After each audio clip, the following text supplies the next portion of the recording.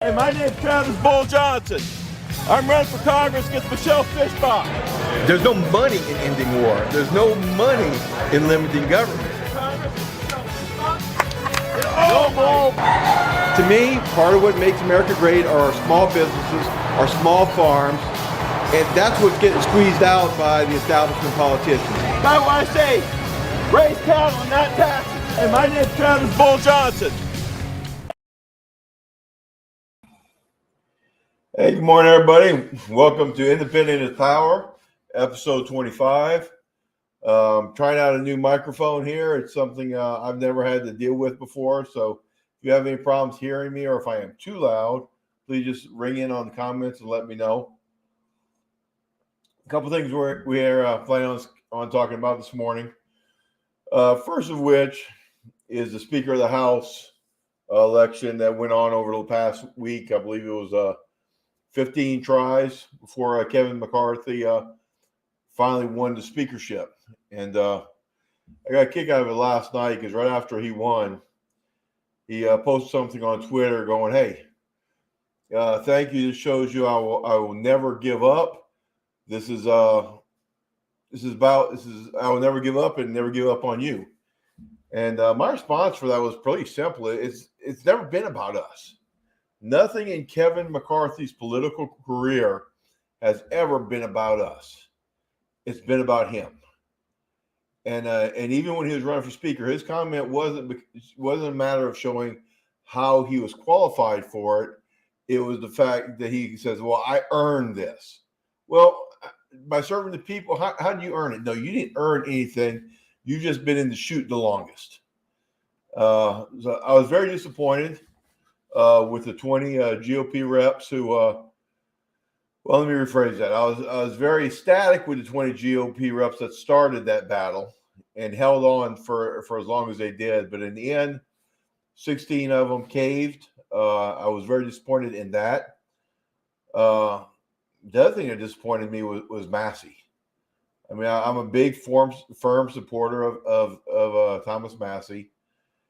I thought a lot of the things the Freedom Caucus was there fighting for was things that were worth fighting for, like the ability to get more input from the floor on amending different bills,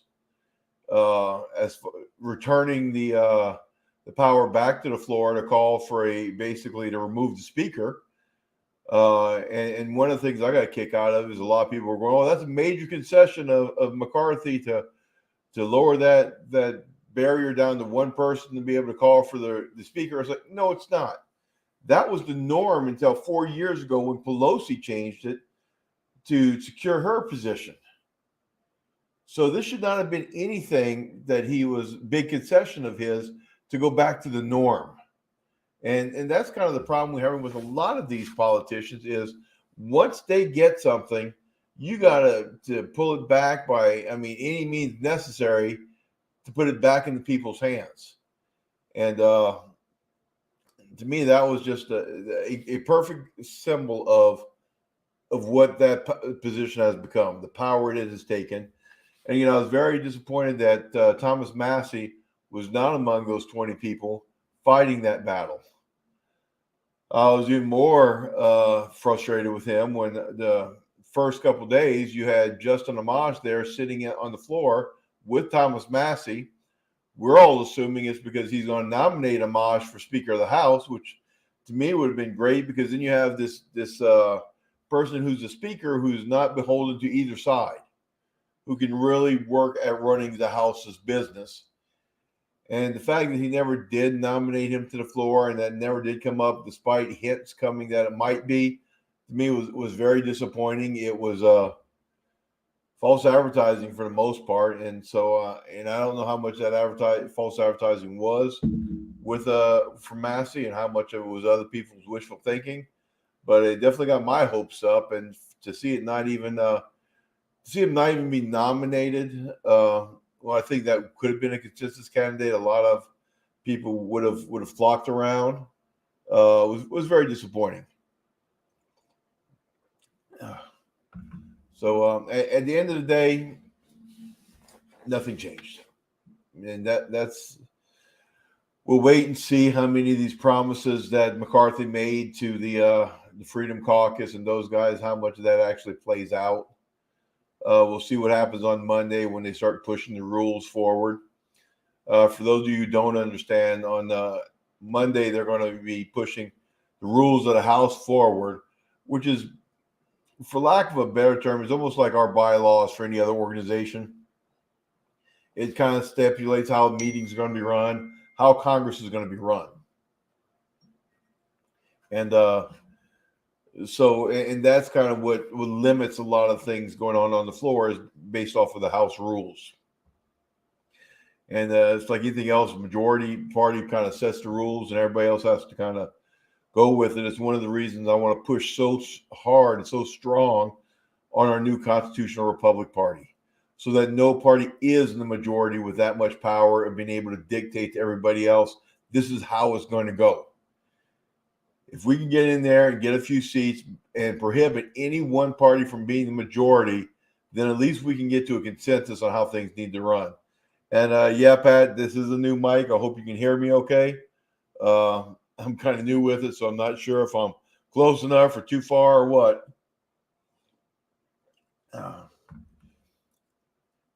So yeah, we're going to see a lot more on that next week as far as how this all plays out.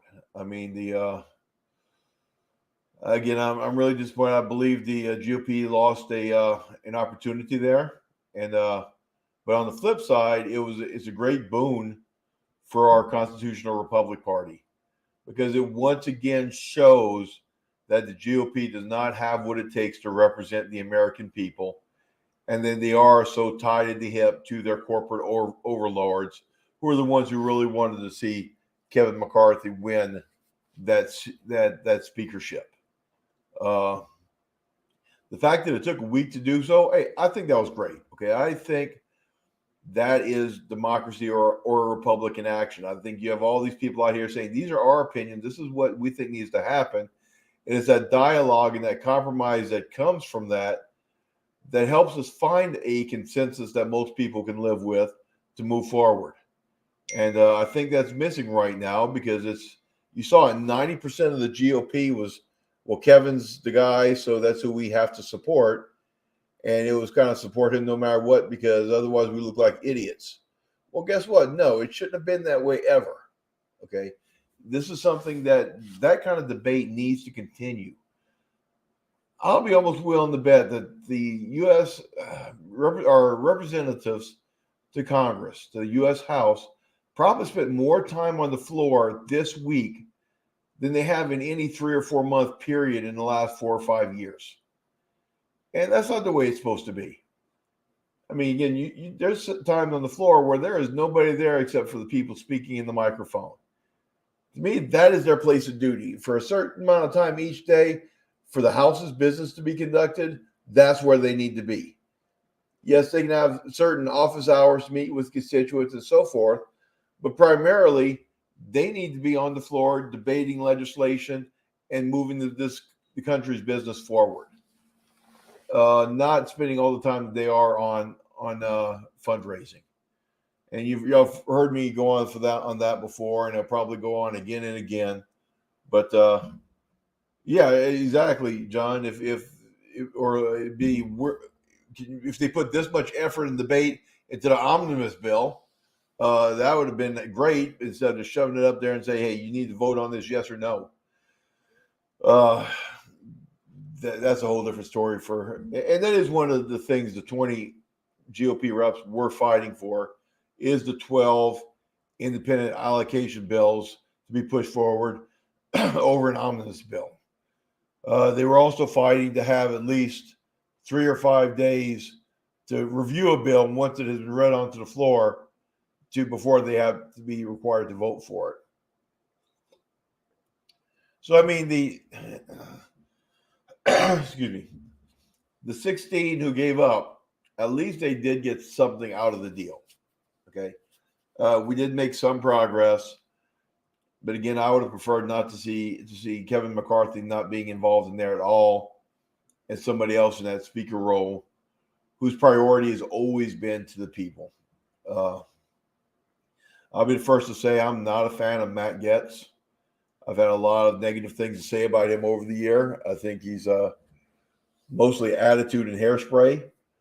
But I'll give props where props is due. I mean, this is a battle he did fight, and maybe it was just because he has personal animosity against McCarthy, but he didn't give up the fight.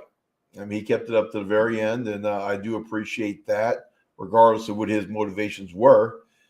It means at least he felt strongly about something enough to go to the mat and to fight to the end for it. And I was really disappointed again about a lot of the people who didn't finish that fight. I mean, the question was always going to be who gave up first. The 201 people voting for McCarthy or the 20 people voting against McCarthy. And when I say gave up first, I didn't mean getting those numbers down to zero. I meant which one started to lose support first. And negotiation, they always say the first one to speak loses.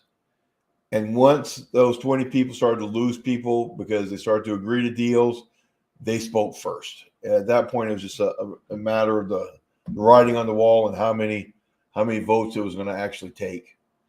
But it is what it is. So I think we're going to put that subject to rest for now, unless somebody comes up here with any questions. And we'll go on and start talking about the Constitutional Republic Party. It's been a fairly busy week for us behind the scenes with the Congressional Republic Party this week. We finally got our software for donations and memberships up and running. After looking at it, after putting it up, it looks like it may actually have been a blessing in disguise that Antidote didn't work with us, because I do think the membership option we have set up now through DonorBox, even though it is a little bit more expensive, is probably a better system, or as far as accountability and being able to present the sale than it was on Antidote. So I'm very glad to see that. See, we finally got that up and running. I see Pat's here. His significant other, Steph, is probably not real happy with me this morning. A good portion of my evening last night was sending her all of the sign-in stuff for all of this and establishing the treasurer email account for the Constitutional Republic Party, so I can now say, you know what, this is no longer my problem. Here you go, Steph. I got it up and running. It's now yours to maintain and to go on with, and to do what you got to do on your side as far as reporting and stuff like that is concerned. So please, if you haven't already, go to constitutionalrepublicparty.us. Go on to where it says donate or membership. Please join us. Get a membership. It's a 1-year membership. For a regular membership, it's $50 a year. To be a Plank member, it's $100 a year. What is a Plank member? Plank member is the first 100 people who sign up at that $100 a year rate. And basically what that's going to be is that's going to be our safety net as far as the party is concerned. Whenever there's an attempt to change our principles or something major with the party, the Plank owners get a say in the matter. And basically, they get veto authority. If 80% of them don't agree with this change, of the Plank holders don't agree with this change, then it's basically vetoed. This is something that we put in place to prevent the party from being hijacked and our principles lost, because without these principles, that's all the party really is about, okay? It's about these principles. So we have to safeguard them in order to safeguard the party, in order to prevent them from being corrupted. Because if you haven't looked at our bylaws, in our principles, I mean, any violation of our principles gives the party the authority to basically kick somebody out of the party or prevent them from using our name on a ballot. So if somebody comes up to run and we become a major party and all they have to do is go and file their money at the courthouse to run under Constitutional Republic Party, but they don't follow our principles, they do not agree with us, that bylaws gives us the backing along with our trademark to say, here's a cease and desist letter. You are not allowed to use our name. It is trademarked. in order to protect what it stands for. So you couldn't really have this thing going on with the GOP right now where you don't know what they stand for anymore. We will always know what we stand for. It won't be easy to change. And if somebody tries to get on there and misuse our name, we have the legal authority to prevent them from doing so. And these plank members are the ones who are really the last shield of protection to protect those principles or anything like that from being changed later on. I'm a firm believer in your principles of your party should not really change. I mean, your principles are, especially ours, are very simple. Small government, leave us alone. I mean, you can't improve on that. Okay, so I don't think we need to adjust those principles. So we want to make sure that they are enshrined, and those plank holders will continue to do that throughout time. As this party goes on, and these plank holders are these first 100 people gradually move out, then those plank holders will be replaced by people who have been in the party for at least 10 years. Because again, these are going to be the people who are going to know what the party is about, and that's very important. I do want to re-emphasize to you guys, hey, we need you to spread the word about the party. Okay, now that we have our donation page, now that we have our membership page, I can say we are up and running. Okay, we are going to go forward. We unfortunately were not able to get up to the cities this week for a medical freedom rally. There is a Second Amendment rally coming up soon that's being put on by the Minnesota gun owners. It is very important for us to get up there for that rally and to make our voices heard.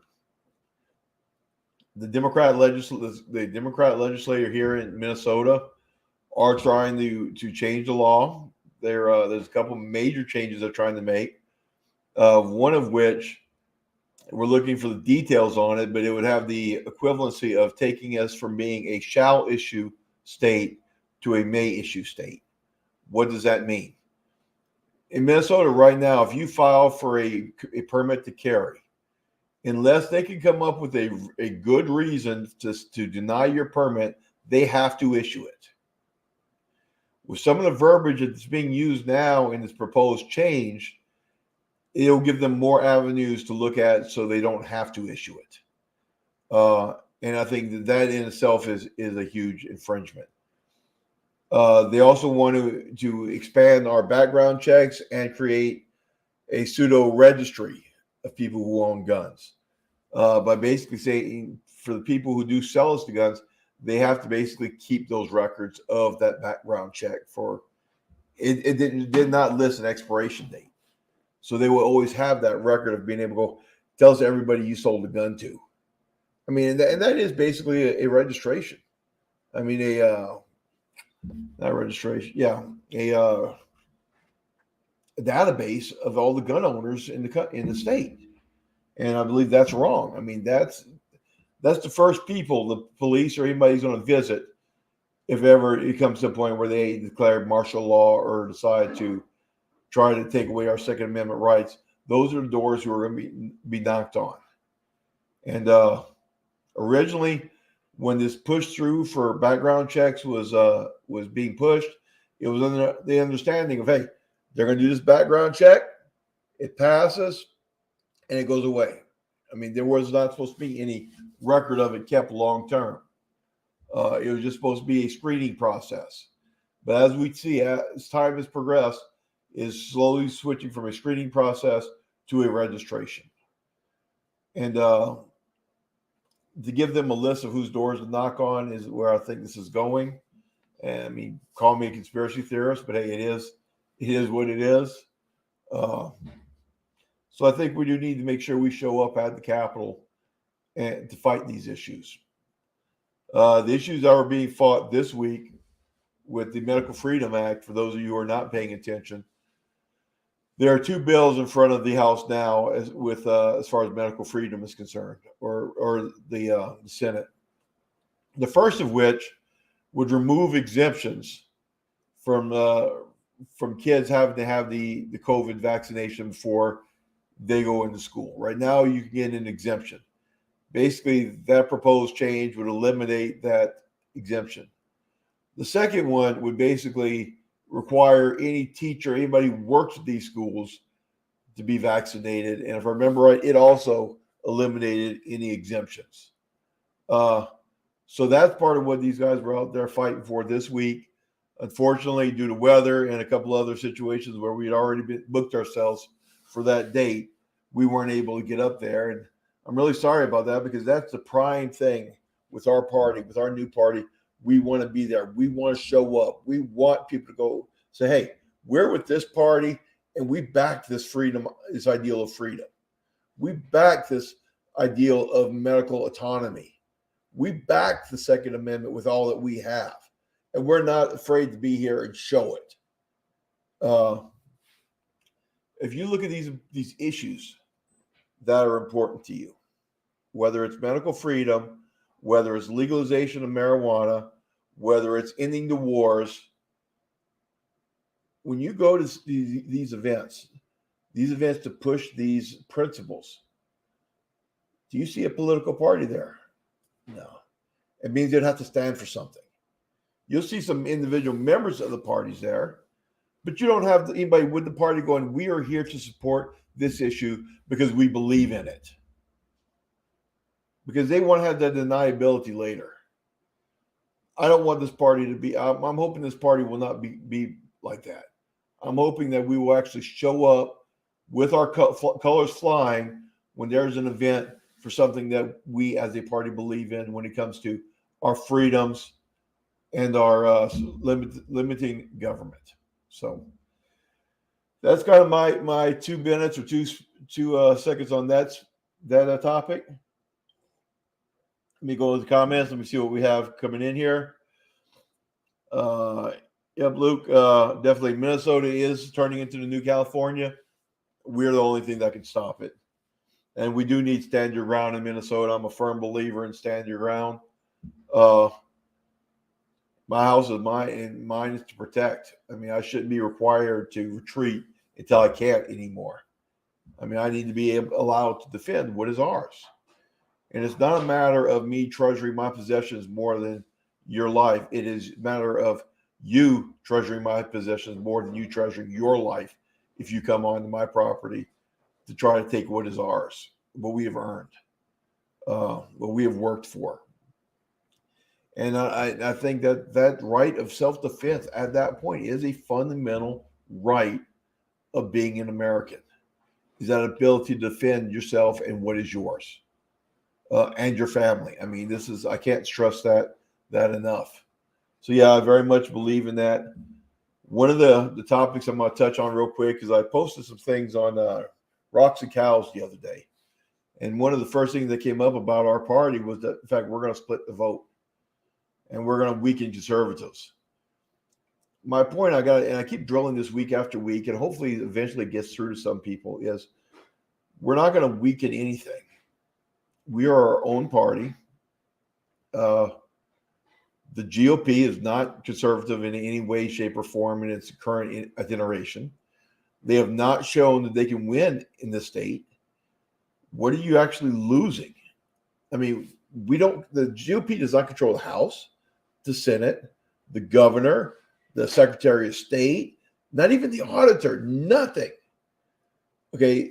And they're going on this, they're on the downslope. It's not like they're getting closer and closer. They're getting worse and worse. So to come out and give a new party the chance isn't losing anything. And what it is doing is it's keep on driving in that wedge between Minnesotans and Americans. You're the Democrat or you're Republican. They don't want that third option. Because I have news for you. There's a lot of people who lean left who believe in what we're doing for this party. We're going to pull some of these guys over. I mean, if you look at the actual numbers, I think the last estimate I saw was 50% of Minnesotans were independent. They don't consider themselves conservative. They don't consider themselves liberal. That's where we're going for. We're not going for the 12.5% that we would get by splitting the conservative vote. We're going for everybody who says, you know what, neither of these parties really ring to me. Not everybody in this state considers themselves either a lefty or a righty. I have news for everybody. We're for everybody else. Okay. We don't want to say we're I mean, and I fought this battle with a few times, and we debated it a little bit the other night when we had our meeting, monthly meeting for the party, where some comments were made about which races we need to look at. And you know what, for these first few years, to a certain extent, I agree. We need to involve ourselves in the races that are deep red or even deep blue. Okay, because a lot of these people are not going to give us a chance initially if they foresee it being a close race. I mean, they're going to say, okay, you know what, I'm not right, I'm not left, but I'm a little bit closer to this side or that side, and that's the side I got to vote on. Okay, fine. But what we're going to start off with is our deep red areas, the areas that are 65% or more Republican or 65% more Democrat, because those are the ones we can go into and say, hey, you know what, you have nothing to lose for us.